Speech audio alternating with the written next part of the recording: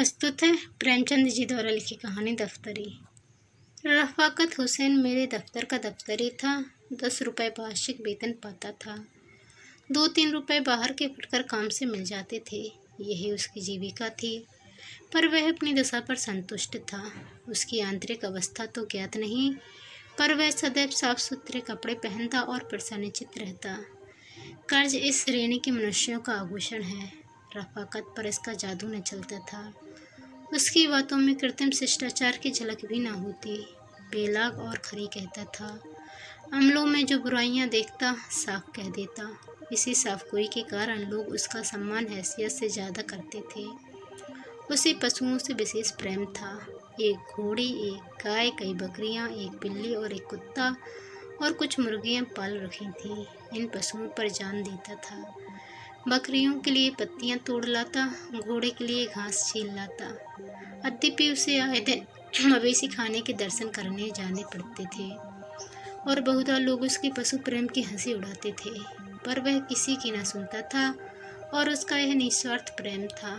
किसी ने उसे मुर्गियों के अंडे बेचते नहीं देखा। उसकी बकरियों के बच्चे कभी बूचड़ की छुरी के नीचे नहीं गए और उसकी घोड़े ने कभी लगाम का मुँह नहीं देखा। गाय का दूध कुत्ता पीता था, बकरी का दूध बिल्ली के हिस्से में आता था।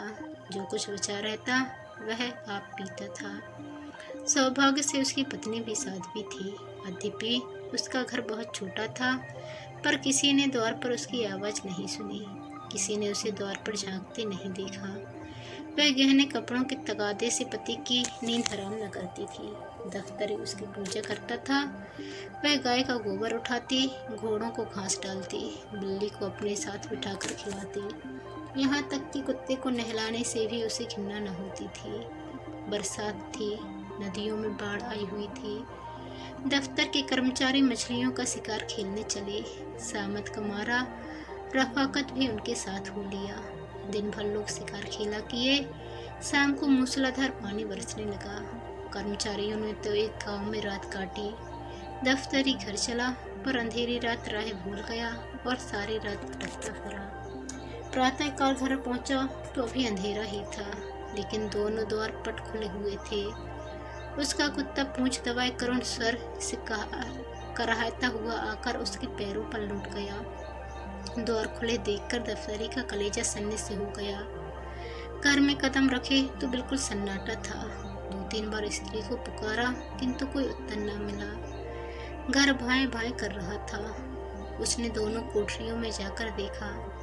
जब वहां भी उसका पता न मिला तो वसुशाला में गया। भीतर जाते हुए अज्ञात भय हो रहा था, जो किसी अंधेरे खोह में जाते हुए होता है। उसकी स्त्री वहीं भूमि पर चित्ते पड़ी हुई थी। वहीं पर मक्खियां बैठी हुई थी, होंठ नीले पड़ गए थे, आंखें पतरा गई थी। लक्षणों से अनुमान होता था कि सांप ने डस लिया है। दूसरे दिन रफ़ाकत आया तो उसे पहचानना मुश्किल था। मालूम होता था वर्षों का रोगी है। बिल्कुल खोया हुआ गुमसुम बैठा रहा, मानो किसी दूसरी दुनिया में है। संध्या होते ही वह उठा और स्त्री की कब्र पर जाकर बैठ गया। अंधेरा हो गया। 3-4 घड़ी रात बीत गई, पर दीपक के टिमटिमाते हुए प्रकाश में उसी कब्र पर नैराश और दुख की मूर्ति बना बैठा रहा, मानो मृत्यु की राह देख रहा हो। मालूम नहीं कब घर आया। अब यही उसका नित्य का नियम हो गया। प्रातःकाल उठकर मजार पर जाता, झाड़ू लगाता, फूलों के हार चढ़ाता, लोबान जलाता और 9 बजे तक कुरान का पाठ करता। संध्या समय फिर यही क्रम शुरू होता। अब यही उसके जीवन का नियमित कर्म था। अब वह अंतर जगत में बसता था। ग्रह जगत से उसने मुंह तोड़ लिया था। शोक ने विरक्त कर दिया था। कई महीने तक यही हाल चला। कर्मचारियों को दफ्तरी से सहानुभूति हो गई थी। उसके काम कर लेते, उसे कष्ट न देते। उसकी पत्नी भक्ति पर लोगों को विस्मय होता था, लेकिन मनुष्य सर्वदा प्राणलोक में नहीं रह सकता। वहाँ की जलवायु उसके अनुकूल नहीं। वहाँ वह रूपमय रसमय भावनाएं कहाँ, विराग में वह चिंतामय उल्लास कहाँ, वह आशामय आनंद कहाँ। दफ्तरी को आधी रात तक ध्यान में डूबे रहने के बाद चूल्हा जलाना पड़ता। प्रातःकाल पशुओं की देखभाल करनी पड़ती। यह बोझा उसके लिए असह्य था। अवस्था ने भावुकता पर विजय पाई। मरुभूमि की प्यासी पथिक की भांति दफ्तरी फिर दाम्पत्य सुख जल स्रोत की ओर दौड़ा। वह फिर जीवन का यही सुखद अभिनय देखना चाहता था। पत्नी की स्मृति दाम्पत्य सुख के रूप में विलीन होने लगी, यहाँ तक कि 6 महीने में उस स्थिति का चिन्ह भी शेष न रहा। इस मोहल्ले के दूसरे सिरे पर बड़े साहब का एक अर्दली रहता था। उसके यहाँ से भाई की बातचीत होने लगी। मियाँ रफाकत फूले न समाये। अर्दली साहब का सम्मान मोहल्ले में किसी वकील से कम न था। उनकी आमदनी पर अनेक कल्पनाएं की जाती थी। साधारण बोलचाल में कहा जाता था, जो कुछ मिल जाए वह थोड़ा है। वह स्वयं कहा करते थे कि तकावी के दिनों में मुझे जेब की जगह थैली रखनी पड़ती थी। दफ्तरी ने समझा भाग्य उदय हुआ। इस तरह टूटे जैसे बच्चे खिलौने पर टूटते हैं। एक ही सप्ताह में सारा विधान पूरा हो गया और नववधू घर में आ गई। जो मनुष्य कभी एक सप्ताह पहले संसार से विरक्त, जीवन से निराश बैठा हो, उसे मुँह पर सेहरा डाले घोड़े पर सवार नव कुसुम की भांति विकसित देखना मानव प्रकृति की एक विलक्षण विवेचना थी। किंतु एक ही अठवारे में नववधू के जौहर खुलने लगे। विधाता ने उसे रूपेंद्रिय से वंचित रखा था, पर उसकी कसर पूरी करने के लिए अति क्षीण वाक्येंद्रिय प्रदान की थी। इसका सबूत उसकी वह वाक्पटुता थी जो अब बहुधा पड़ोसियों को विनोदित और दफ्तरी को अपमानित किया करती थी। उसने 8 दिन तक दफ्तरी के चरित्र का तात्विक दृष्टि से अध्ययन किया और तब एक दिन उससे बोली, तुम विचित्र जीव हो। आदमी पशु पालता है अपने आराम के लिए, न कि जंजाल के लिए। यह क्या कि गाय का दूध कुत्ते पिए, बकरियों का दूध बिल्ली चट कर जाए। आज से सब दूध घर में लाया करो। दफ्तरी निरुत्तर हो गया। दूसरे दिन घोड़ी का रातिब बंद हो गया। वह चने अब भाड़ में भुनने और नमक मिर्च से खाए जाने लगे। प्रातःकाल ताजे दूध का नाश्ता होता, आए दिन तस्मै बनती। बड़े घर के बेटे पान बिना क्यों कर रहते। घी मसाले का भी खर्च बढ़ा। पहले ही महीने में दफ्तरी को विदित हो गया कि मेरी आमदनी गुजर के लिए काफी नहीं है। उसकी दशा उस मनुष्य की सी थी जो शक्कर के धोखे में कुनैन आ गया हो। दफ्तरी बड़ा धर्म परायण मनुष्य था। 2-3 महीने तक यह विषम वेदना सहता रहा, पर उसकी सूरत उसकी अवस्था को शब्दों से अधिक व्यक्त कर देती थी। वह दफ्तरी जो अभाव में भी संतोष का आनंद उठाता था, अब चिंता की सजीव मूर्ति था। कपड़े मैले, सिर के बाल बिखरे हुए, चेहरे पर उदासी छाई हुई। अहरनिश हाय हाय किया करता था। उसकी गाय अब हड्डियों का ढांचा थी। घोड़े की जगह से हिलना कठिन था।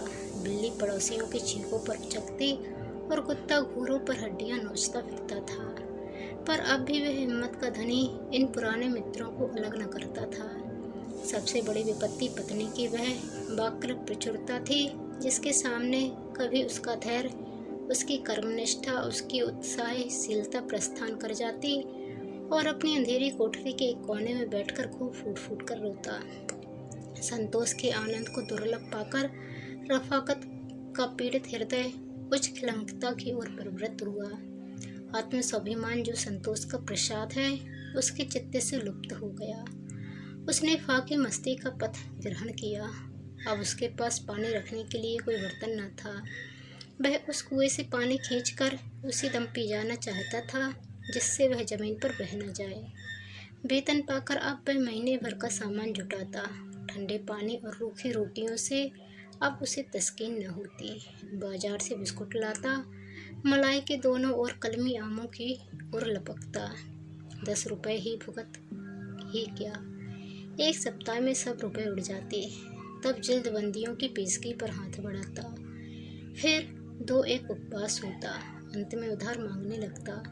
सने सने यह दशा हो गई कि वेतन देनदारों ही के हाथों में चला जाता और महीने के पहले ही दिन कर्ज लेना शुरू करता। वह पहले दूसरों को मितव्ययिता को उपदेश दिया करता था। अब लोग उसे समझाते, पर वह लापरवाही से कहता, साहब आज मिलता है खाते हैं, कल का खुदा मालिक है, मिलेगा खाएंगे, नहीं पढ़कर सो रहेंगे। उसकी अवस्था अब उस रोगी सी हो गई जो आरोग्य लाभ से निराश होकर पथ्यपथ का विचार त्याग दे, जिसमें मृत्यु के आने तक वह भोज पदार्थों से भली भांति तृप्त हो जाए। लेकिन अभी तक उसने घोड़ी और गाय न बेची। यहाँ तक कि एक दिन दोनों मवेशी खाने में दाखिल हो गईं। बकरियां भी तृष्णा व्याघ्र के पंजे में फंस गईं। पोलाव और जर्दे के चस्के ने नानवाई का ऋणी बना दिया था। जब उसे मालूम हो गया कि नकद रुपए वसूल न होंगे तो एक दिन सभी बकरियां हाँक ले गया। दफ्तरी मुँह ताकता रह गया। बिल्ली ने भी स्वामी भक्ति से मुँह मोड़ा। गाय और बकरियों के जाने के बाद अब उससे दूध के बर्तनों को चटने की भी आशा न रही, जो उसके स्नेह बंधन का अंतिम सूत्र था। हाँ, कुत्ता पुराने सद्व्यवहारों की याद करके अभी तक आत्मीयता का पालन करता जाता था, किंतु उसकी सजीवता विदा हो गई थी। यह वह कुत्ता न था जिसके सामने द्वार पर किसी अपरिचित मनुष्य या कुत्ते का निकल जाना असंभव था।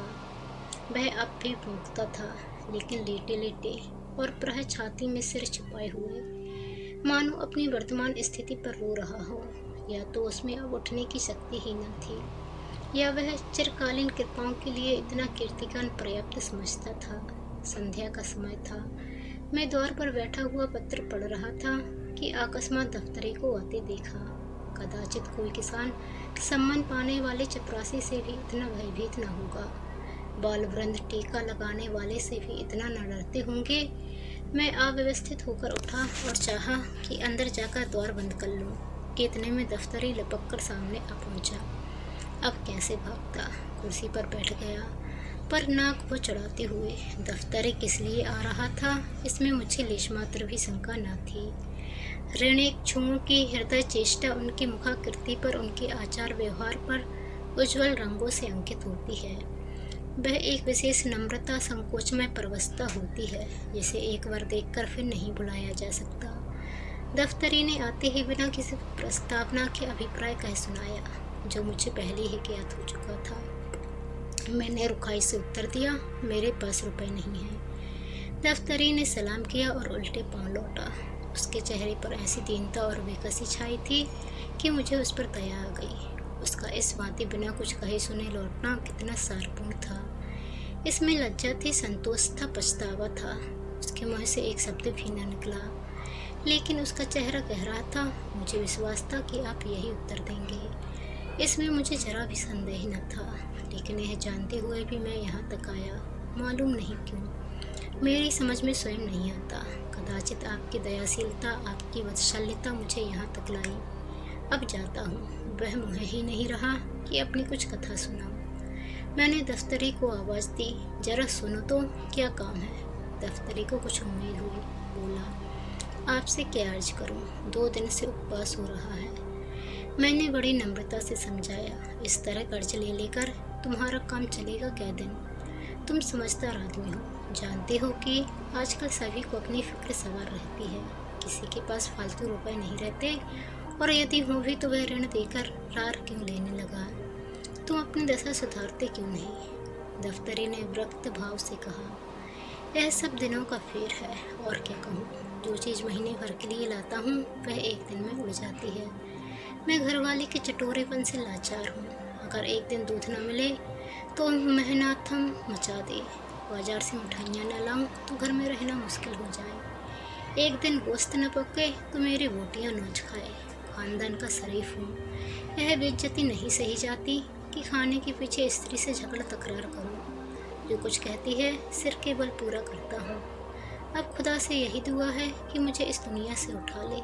इसके सिवा मुझे कोई दूसरी सूरत नहीं नजर आती। सब कुछ करके हार गया। मैंने संदूक से 5 रुपए निकाले और उसे देकर बोला, यह लो, यह तुम्हारे पुरुषार्थ का इनाम है। मैं नहीं जानता था कि तुम्हारा हृदय इतना उदार, इतना वीर रसपूर्ण है। ग्रह दाहे में जलने वाले वीर रण क्षेत्र के वीरों से कम महत्वशाली नहीं होते। तो दोस्तों, आपको ये कहानी कैसी लगी कमेंट कर जरूर बताएं। चैनल पर नए आए हैं तो चैनल को सब्सक्राइब कर बेल आइकन को क्लिक कर लें। धन्यवाद। जय हिंद।